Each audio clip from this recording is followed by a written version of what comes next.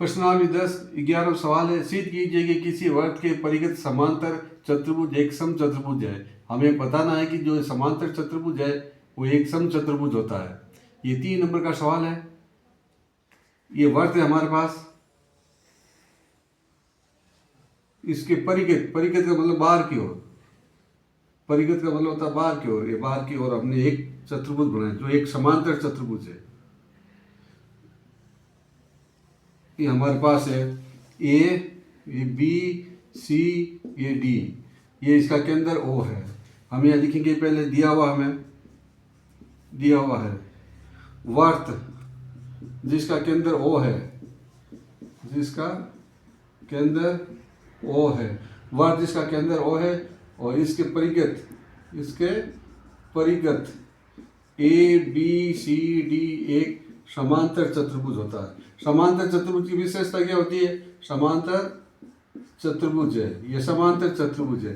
समांतर चतुर्भुज की विशेषता होती है कि आमने सामने की भुजा बराबर होती है। ए बी इस सी डी के बराबर होगी और ए डी ये बी सी के बराबर होगी। ये समांतर चतुर्भुज की है विशेषता है। हमें सिद्ध करना है कि किसी वर्ग के परिगत एक सम चतुर्भुज एक सम चतुर्भुज होता है। तो हमें सिद्ध करना है यहाँ पर, ये सिद्ध करना है यहाँ पर ए बी सी डी एक सम चतुर्भुज है, एक सम चतुर्भुज है। ये हमें सिद्ध करना है। उपपत्ति, ये वर्त है, ये बाहरी बिंदु है। बाहरी बिंदु से हमने ये रेखा खींची, यहाँ पर नाम लिख दिया हमने पी, यहाँ लिख दिया क्यू, ये आर, ये एस। हमें जानते हैं कि किसी वर्ग के बाहरी बिंदु से खींची गई स्पर्शरेखा लंबाई में क्या होती है? समान होती है। तो ये लिखेंगे बाहरी बिंदु पी से, बाहरी बिंदु, ये बाहरी बिंदु ए है तो यह ए से कौन कौन सी स्पर्शरेखा खींची गई है? एक तो एपी, तो हम यहाँ लिखेंगे एपी बराबर ए कौन सी खींची गई? ए एस, तो लिखेंगे ए एस। ये क्यों बराबर है? क्योंकि ये एक स्पर्शरेखा है। वर्ग के बाहरी बिंदु से वर्ग पर जो खींची गई रेखा स्पर्शरेखा की लंबाई क्या होती है? बराबर होती है। बिंदु बी से कौन सी स्पर्शरेखा है? बीपी और बीक्यू, तो यहाँ लिखेंगे बीपी बराबर बीक्यू। ये भी क्या है? स्पर्शरेखा है। बिंदु सी से दो रेखा खींची हुई है, सी क्यू और सी आर, तो लिखेंगे सी आर बराबर सी क्यू। ये भी क्या है? स्पर्शरेखा।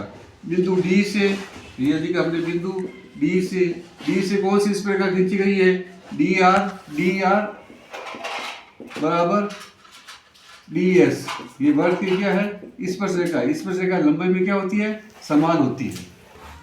अब इसको मानते हैं समीकरण 1, इसको माना हमने समीकरण 2, इसको माना समीकरण 3, इसको माना हमने समीकरण 4।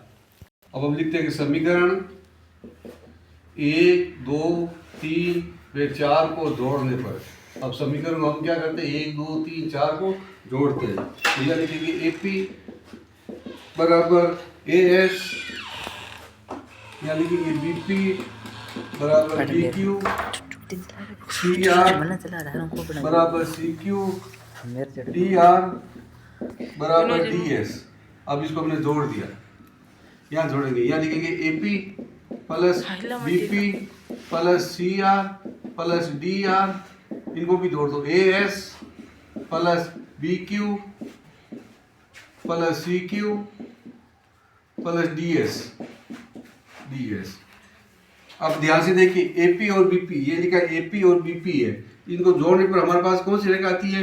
एपी और बीपी को जोड़ने पर एबी आ रहा है, ए बी। सी आर और डी एस को जोड़ने पर हमारे पास कौन सी रेखा आती है? यहाँ पर सी डी आती है, तो हमने यहाँ लिखा सी डी। इसी प्रकार से बी क्यू और सी क्यू को जोड़ने पर ये बी क्यू है, इनको जोड़ने पर हमारे पास क्या आता है? बी सी आता है, तो हमने यहाँ लिखा बी सी। और ए एस और डी एस को जोड़ने पर हमारे पास क्या आता है? ए डी आता है, तो हमने यहाँ लिखा ए डी, बीच में लगा दिया हमने यहाँ बराबर। ये समीकरण हो गया हमारे पास 5। अब पुण्य लेते हैं प्रश्न अनुसार। दे क्या? पुण्य प्रश्न अनुसार हमारे पास क्या दे रखा है? ए बी सी डी एक समांतर चतुर्भुज है, एक समांतर चतुर्भुज है। आप जानते हो कि समांतर चतुर्भुज की आमने सामने की भुजा क्या होती है? बराबर है। यहाँ चित्र में देखिए आप, ए बी किसके बराबर है? सी डी के, और बी सी किसके बराबर है? ए डी के। तो हम यहाँ क्या लिखेंगे? ए बी बराबर सी डी और BC बराबर AD। समीकरण 5 से देखिए, समीकरण 5 में ये लिखा AB किसके बराबर है? CD के बराबर। तो यहाँ लिखेंगे AB बराबर CD की जगह क्या लिखेंगे? AB। ये AB लिखा, तो AB प्लस AB, ये AB है और CD का मान यहाँ क्या है? AB के बराबर है। क्यों? क्योंकि ABCD एक समांतर चतुर्भुज है। इसी प्रकार से हम यहाँ लिखेंगे BC, ये BC और AD किसके बराबर है? AD है BC के बराबर। क्यों बराबर है? क्योंकि समांतर चतुर्भुज की आमने सामने की भुजा क्या होती है? बराबर होती है। दोनों को जोड़ दिया तो हमारे पास हो गया 2AB। इन दोनों को जोड़ दिया तो 2 हो गया BC। ये 2 से 2 कट गए, पीछे क्या बच गया? AB बराबर BC। तो ये दोनों भुजा आपस में क्या है? बराबर है। तो इस प्रकार से AB किसके बराबर है? CD के बराबर। या AB किसके बराबर हो गई? BC के बराबर। BC किसके बराबर है? AD के बराबर। चारों भुजा बराबर हो गई, तो ये हो गया हमारे पास ABCD एक समचतुर्भुज है। ये सिद्ध हुआ। ये 4 नंबर का सवाल है।